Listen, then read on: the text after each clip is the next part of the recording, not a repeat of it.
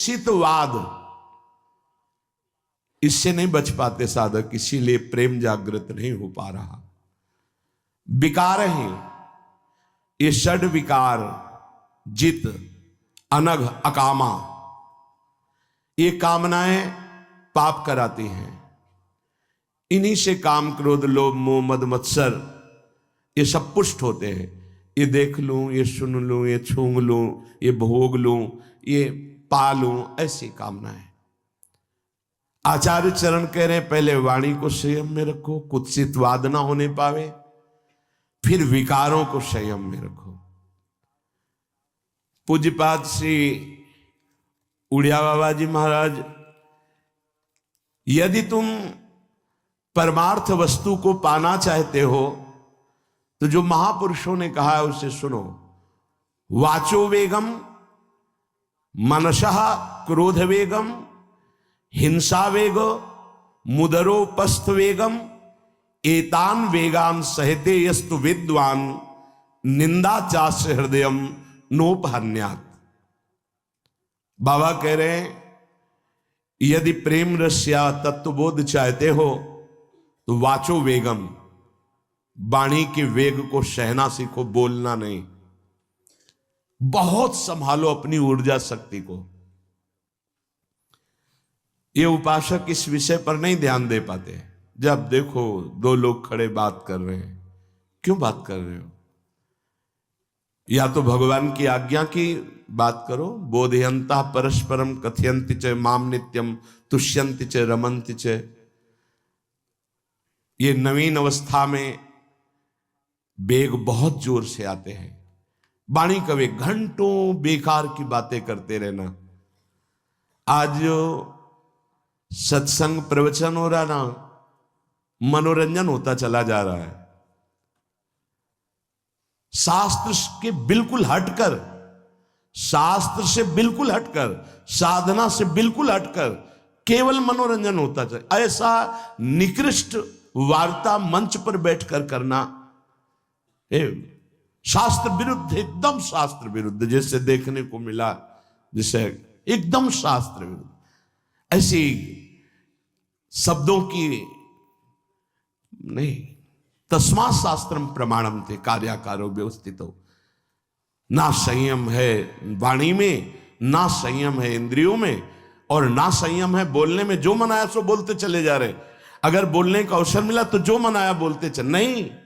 वाचो वेगम, वाणी के वेग को संभालते हुए शास्त्र सम्मत बोलने की बात। एक भी मन भंजन की वार्ता नहीं होती। इंद्रिय, मन, इनको केवल प्रफुल्लित कर दे नाच गा के बजा के। आचार्यों की वाणी ऐसी नहीं रही, महापुरुषों का उपदेश ऐसा नहीं रहा। प्रार्थना मान लीजिए, ऐसी वाणी सुनिएगा मत, कान में अंगुली डालिए और चल दीजिए, नहीं तो भ्रम पैदा हो जाएगा। अगर शास्त्र सम्मत वार्ता नहीं है तो कोई भी बोल रहा हो हमें नहीं सुनना चाहिए। ये प्रवचन, ये सत्संग, ये श्रीमद् भागवत का साप्ताहिक अनुष्ठान, ये जगत मंगल के लिए है, ये मनोनिग्रह के लिए है, ये इंद्रिय निग्रह के लिए है। ये मन और इंद्रियों को प्रफुल्लित करके विषय रस में डुबोने के लिए नहीं है, भगवदानंद के लिए। ऐसे ऐसे वाक्य बोले जाते हैं कि अंदर से लगता क्या होगा आगे चल करके, ये और बड़े बड़े टाइटल शब्द आगे लगते हैं। अब ये बेचारे लोग न जो शास्त्र को जानते हैं, न सिद्धांत को जानते हैं, न साधना को जानते हैं, बस उनको भी लगा चलो 2 घंटे हंस खेल लिए। अरे ये जो मंच होता है, ये जो उपदेशक का पद होता है, ये जीवों के परम कल्याण के लिए होता है। वाचो वेगम, वाणी को थोड़ा शासन में रखिए, वाणी को शास्त्र सम्मत बोलिए। ये मनोरंजन का क्षेत्र नहीं होता सत्संग प्रवचन। इसमें जो सुन के जाए वो उदास हो जाए, हाय मेरा जीवन इतना व्यर्थ चला गया, मैं जान नहीं पाया मुझसे ये गलती हो गई, मेरे जीवन में ऐसा कैसे हो गया, ये चिंतन चलना चाहिए। वो सत्संग सुन के आ रहा है, वो शतमें चिंतन में अपनी वृत्ति को लगाने की चेष्टा करने लगे। वाचो वेगम, बिल्कुल स्वयं में 5 मिनट बैठकर भगवदानंद की स्फूर्ति की लालसा नहीं। एकादश स्कंद श्रीमद् भागवत का आपको कहीं बड़ा दुर्लभ विषय हो रहा है। बस जिन बातों से कैसा दृश्य उपस्थित किया जाता है, सत्संग कर बिल्कुल एक तरह से रूप ही बिगाड़ता चला जा रहा है। जहां शरीर राग मिटाने की बात आती है वहां शरीर श्रृंगार, जहां विषय राग मिटाने की बात आती है वहां विषय, जहां चित्त को प्रभु से जोड़ने की बात आती है वहां चित्त को विषय से जोड़ने की बात, धन से जोड़ने की बात, कैसे बात बनेगी? इस शास्त्र संसार के सत्यत्व का भ्रम मिटाने के लिए है, प्रभु में सत्यत्व बुद्धि दृढ़ करने के लिए है। आज का ये स्वरूप वाणी का ज्ञान नहीं है। जब तक आप त्रिकाल संध्या नहीं करते, जब तक आप गायत्री अनुष्ठान नहीं करते, जब तक आप मंत्रानुष्ठान नहीं करते, आप शास्त्रों की बातों को नहीं समझ सकते। ये ऐसा नहीं कि तुम पीएचडी करके और फिर गीता और भागवत और इन शास्त्रों पर नहीं, आचार्य परंपरा है, मंत्रानुष्ठान है, गुरु कृपा है, उनसे और नहीं तो बहकता चला जा रहा है। प्रसंग क्या है? बहकता चला जा रहा है। बहुत श्रवणेंद्री को संभाल करके सुनो, क्योंकि वाणी के वेग को संभाल पाना ये मंत्रवेत्ता की ही बात हो सकती है। याद आ रहा है महाभागवत पूज्य श्री रामचंद्र डोंगरे जी महाराज कन्नौज में गंगा किनारे भ्रमण कर रहे थे। उस समय क्या कथा का स्वरूप, जितने सब समाधिस्थ भाव में सबके आंसू, और आपके सामने ठाकुर जी विराजमान, उन्हीं पे एक टक लगाए, आंसुओं की झड़ी चल रही। जो चढ़ा वह वहीं छोड़ दिया और चल दिया। ए परमहंस, अगर हमारे अंदर स्वयं भगवत अनुराग, भगवन नाम जप, मंत्रानुष्ठान नहीं तो इन वाणियों को समझ पाने खेल नहीं। ये मनोरंजन नहीं, उपदेश। वाचो वेगम, जो उपासना के सोपान पर चढ़ना चाहता सबसे पहला है कुत्सितवाद। हरिवंश महाप्रभु, यहां वाचो वेगम, वाणी का वेग आता है बोलने का। उपासक को चाहिए मौन के द्वारा इसको संयम मिले, उचित शब्द। अगर कोई बात कर रहा है तो उचित है बोलना तो ठीक, नहीं तो मौन। अंदर से आ रहा मैं बोलूं, उठाओ मजीरा, शुरू करो कीर्तन, 1 घंटा 2 घंटा वाणी वेग समाप्त हो जाएगा। लेकिन विपरीत दिशा में बोलना, विपरीत दिशा में, व्यर्थ की बातें अगर करने का स्वभाव है तो उसे छोड़ दीजिए। ये आपके जीवन के लिए बहुत घातक है।